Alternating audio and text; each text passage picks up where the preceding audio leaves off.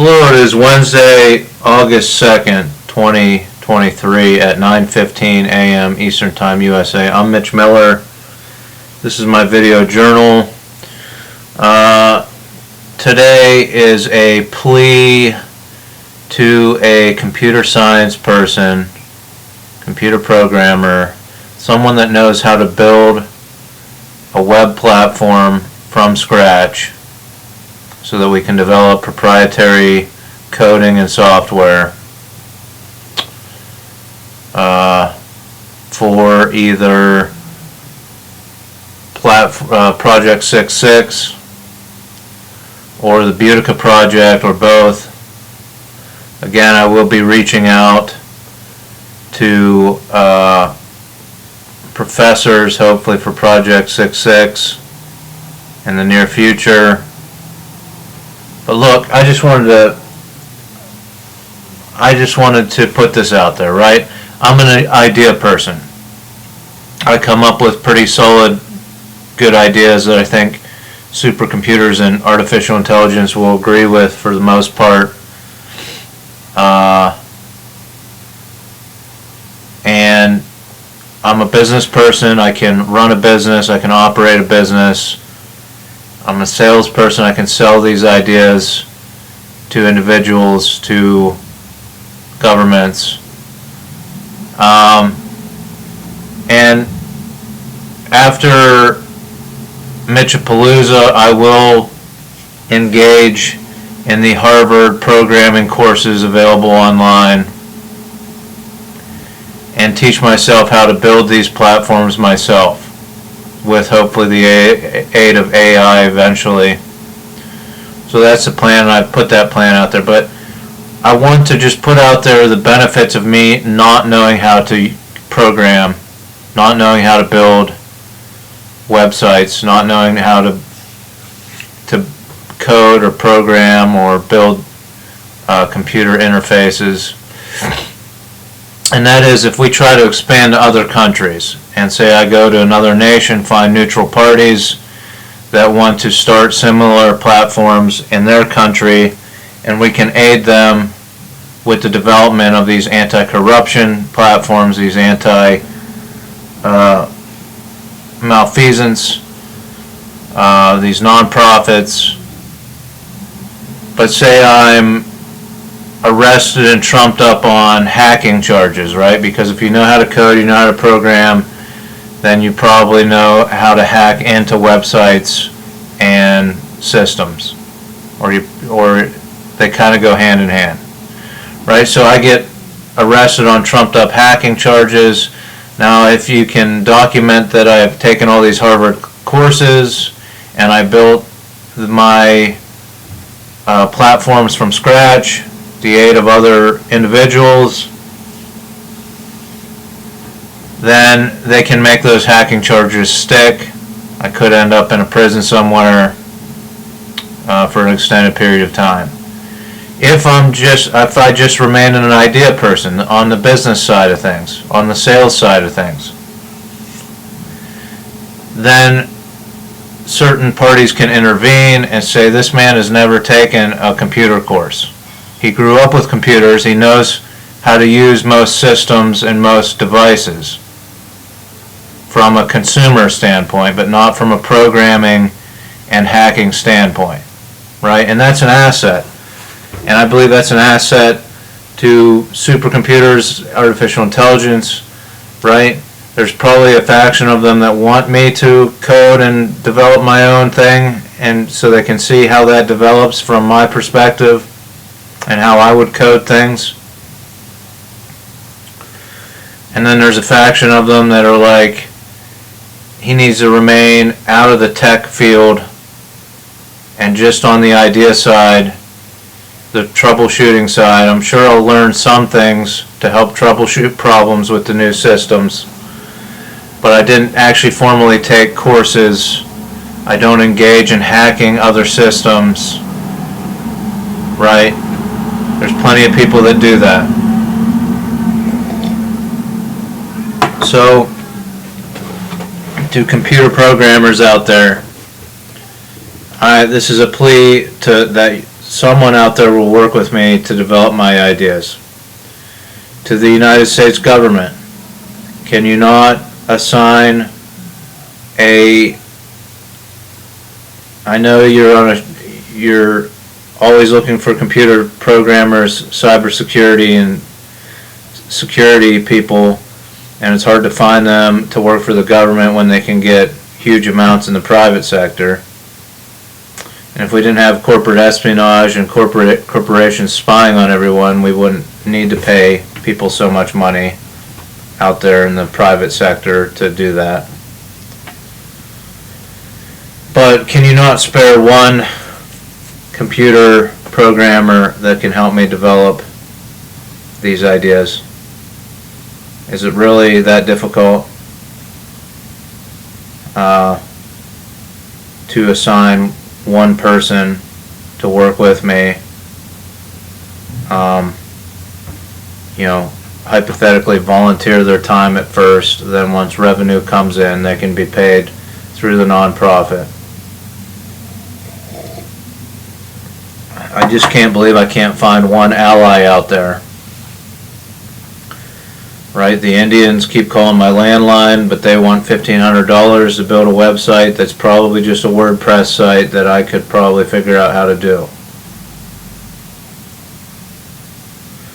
So that's the plan. After Mitchapalooza, I'll hit it hard, start watching these videos out of Harvard, start paying for the subscriptions to be able to code, and host on Butica.us. But there's a part of me that thinks I should remain technically educated, uneducated in the computer science field, so that someone can attest to the idea that he's never taken online courses, he's never engaged in programming his own site, he only worked on the business side, on the troubleshooting side, and on the sales side. And that would allow me to expand these ideas into nations that part of the people running the nation aren't going to want to adopt these anti-corruption strategies. Heck, there's plenty of people in the United States that don't want to adopt these anti-corruption strategies, right? That's why I can't get any help from the government, because they're influenced by a bunch of billionaires, millionaires, and rich, corrupt politicians. Okay, the last thing I want to talk about, or the second thing I want to talk about, I am done using talcum powder anywhere on my body. Did some research last night into talcum powder, talc. Apparently the deposits of talc are in close proximity to deposits of asbestos, which is a carcinogen, causes lung cancer, we know, of mesothelioma, but could cause other cancers. It's very hard to get talc without asbestos, traces of asbestos in it, and you would have to test it extensively to show that it's not in these talc powders. So I'm going to use a cornstarch based powder now.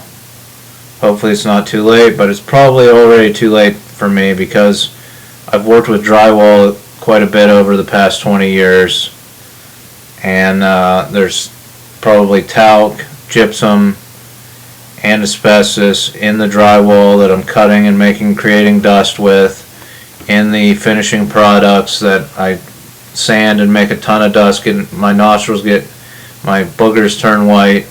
So I've inhaled this dust, and millions of other people that work with drywall have inhaled this stuff. Even if you wear a mask, it still gets in your eyes, gets all over your skin. And that's part of the reason I didn't want to work in building materials in the Home Depot anymore. I was loading bags of concrete and the dust was flying up in my face, the silica and the concrete products. I was unloading plaster and drywall finishing bags, and that dust was flying up in my face. And for $10 an hour, it wasn't worth it. the physical activity and the hazardous activity.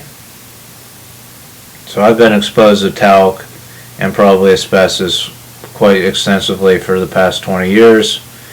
Again, if I would have been recruited by the government, I wouldn't have had to do this type of work, but unfortunately I had a felony charge, so that was out of the question, even though I've made arguments on my text messages that that felony charge, I was denied due process of the law, and therefore my felony charge and my mental health diagnosis should be thrown out, and I should be given a clean bill of slate. And if they do want me to continue on antipsychotic medication, they should grant me the diagnosis of wireless sensitivity, and that should be in the DSM. Anyhow, done with the talcum powder. The other thing I found out was there's talc in a lot of cosmetics, and the last time there was any type of legislation on cosmetics was in 1938, the Cosmetics Act or whatever. And in that act, it does not require cosmetic companies to test for asbestos in the talc they use for the basis of a lot of their cosmetics. Some cosmetics have been recalled, children's cosmetics. So literally, women are smearing asbestos on their face. Again, we don't care about women. Again, with the underwire bras, another way men are killing women, not even testing for asbestos in their cosmetic products. We have the J&J. Obviously, the reason I was interested in talc was the J&J, Johnson & Johnson baby powder causing ovarian cancer in women that used it to powder their areas. And if anything, from this case, they should at least put a clear label on these Gold Bond powders, on these baby powders. This product contains talc, which may contain carcinogens. Right? Like California would probably make people do. Who knows? So maybe somebody can come up with a baby powder bottle from California to see if it, because they're very good about labeling possible carcinogens, even though they don't accept wireless waves as a carcinogen. They don't label that. And educating people about talc and how it's mined very closely to asbestos deposits, and there's a lot of cross-contamination.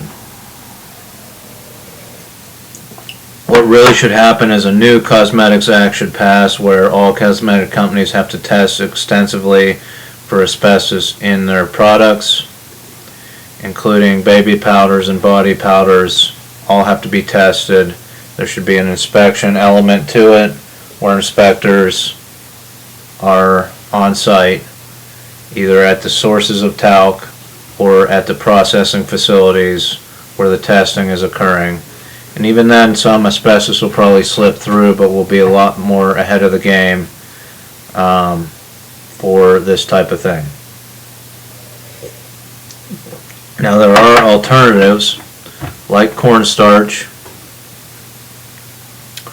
which is an interesting perspective because we could transition from putting corn syrup in every food in the United States, right? The big corn growers could accept a transition away from putting corn syrup in everything and replacing all talc-based powders and products with a cornstarch alternative, right? And we could transition from one to fight obesity and diabetes. We take the corn syrup out of everything, and the sugar for that matter, and we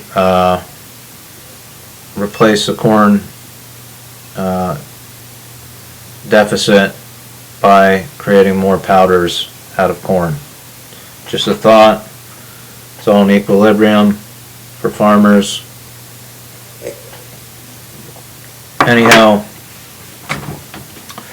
I just wanted to update the supercomputers because I tasked them with looking into this asbestos situation in talc powder. I thought it was being stored in facilities with asbestos in the ceilings that was falling down into it, or rail cars, transporting it using rail cars that were lined with asbestos.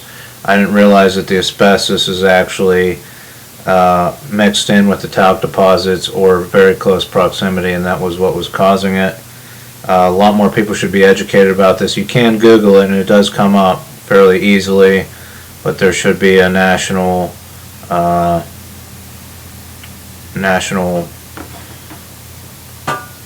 program to educate people about this. Again, if we had a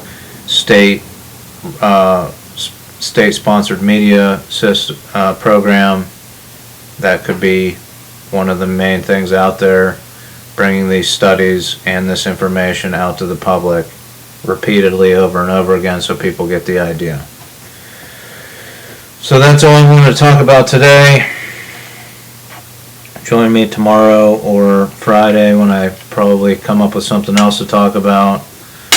Thanks for watching, and again, if the government isn't going to hire me and give me a decent paying job, right, I think I have multiple investigations that I could do.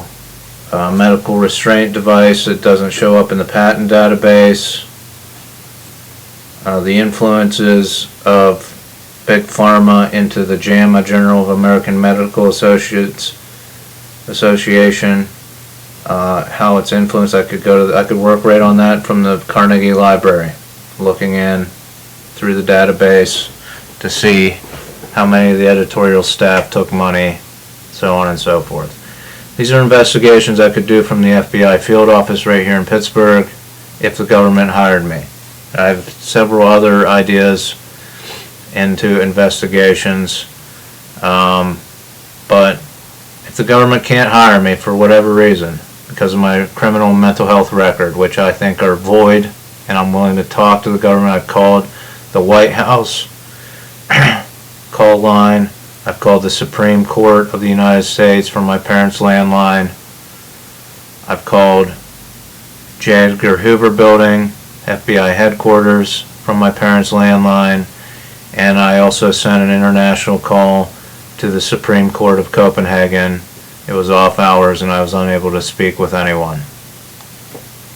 If anyone would like to speak to me about my case for why I was denied due process of the law, I would appreciate it if you would call me and speak with me about that. I'm happy to talk about it, why I do qualify to work for the government, and if the government can't hire me for whatever reason because of politics and corruption, then at least they can do is pay a government computer science person, pay them the regular salary to volunteer with me to build these nonprofit platforms.